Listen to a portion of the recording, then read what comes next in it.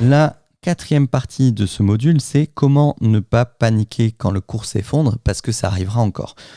Je vous disais tout à l'heure, donc il y a la possibilité d'inverser les couleurs pour tromper son cerveau. Avoir diversifié ses actifs, je vous en parlais dans la dernière partie du premier module. Si vous avez diversifié vos actifs, que vous avez acheté de l'or avec vos bitcoins, que vous avez investi un petit peu dans l'immobilier ou dans les actions, vous avez un portefeuille qui est beaucoup plus résilient. Et c'est cette résilience-là qu'on recherche, c'est-à-dire que c'est très bien d'avoir un portefeuille avec des crypto-monnaies dessus, mais votre portefeuille global, il faut qu'il soit résilient. C'est-à-dire qu'il ne faut pas, si le cours des cryptos fait moins 80%, il ne faut pas que votre portefeuille fasse moins 80%. Il faut petit à petit qu'avec vos gains en crypto, vous alliez les échanger contre des actifs qui sont beaucoup moins volatiles, typiquement les métaux, l'immobilier ou les actions. Il faut aussi avoir une vision à long terme. L'investissement dans les cryptos, c'est pas pour être millionnaire dans quelques semaines. C'est quelque chose dans lequel on investit. Moi, j'ai investi, oui, pour faire des gains. Faut vraiment pas se leurrer. C'est pour gagner de l'argent, mais c'est aussi parce que je crois en la technologie de la blockchain. C'est de la merde. C'est une technologie pour moi qui va révolutionner la société comme l'a fait Internet. Je le disais à la fin des années 90 et début des années 2000, je croyais beaucoup à la révolution Internet. Il y a beaucoup de gens autour de moi qui n'y croyaient pas. Typiquement, le smartphone, j'ai eu mon premier smartphone en 2001, bien avant l'arrivée de l'iPhone. Tout le monde m'a dit pendant des années que ça ne servait à rien d'avoir Internet dans sa poche. Il y en a peut-être parmi vous, et aujourd'hui, qu'est-ce que vous avez dans la poche ? Ceux qui ont un Nokia 3310 encore dans leur poche et qui n'ont pas Internet dans leur poche, envoyez-moi un message, une preuve, parce que je ne le crois pas. Voilà.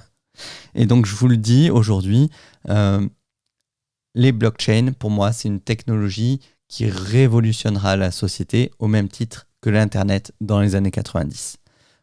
Il est encore temps de rentrer aujourd'hui, il est encore temps d'apprendre. Il y a, on estime à peu près à 15% de la population mondiale qui est rentrée dans le monde des crypto-monnaies. Donc, vous êtes encore parmi ce qu'on appelle les early adopters. Vous êtes encore parmi les premiers à adopter la technologie. Donc, félicitations si vous êtes là en train de regarder cette formation.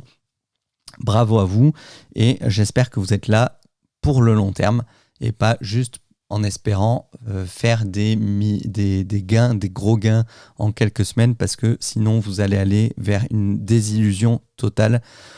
Après, c'est tout ce que je vous souhaite, hein. Si vous arrivez à passer de $1000 d'investissement à 1 million, bravo à vous.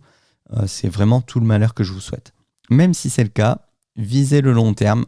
Les gros gains que vous allez faire, réinvestissez-les dans quelque chose, dans un projet qui sera là encore dans 10 ans, qui pourra vous faire passer peut-être de millionnaire à milliardaire, on ne sait jamais. Et donc, comme je vous disais, moi, mes bitcoins, j'estime que c'est pour ma retraite. Je ne crois pas que ma retraite d'infirmier me rapportera quoi que ce soit, si ce n'est quelques centaines d'euros par mois. Typiquement, quand on voit le prix d'une maison de retraite, c'est extrêmement difficile d'en vivre aujourd'hui, même avec une bonne retraite.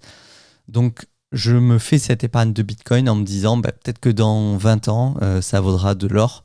Ça vaudra beaucoup plus que de l'or. Et ça me permettra d'être à l'abri, de pouvoir payer mes soins quand je serai plus vieux sans avoir à demander à mon fils de subvenir à mes besoins. Et c'est pour ça aussi que je fais une épargne Bitcoin à mon fils d'ailleurs. Et enfin, appliquer un DCA pour lisser son prix d'entrée dans le temps.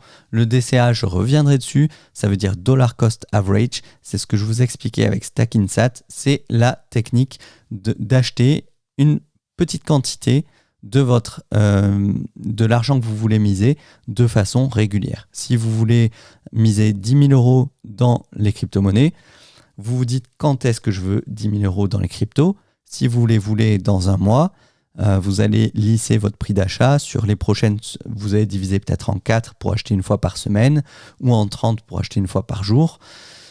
Si vous voulez avoir vos 10 000 euros pour dans un an, à vous de choisir. Est-ce que vous voulez acheter régulièrement tous les mois ou toutes les semaines ou tous les jours ?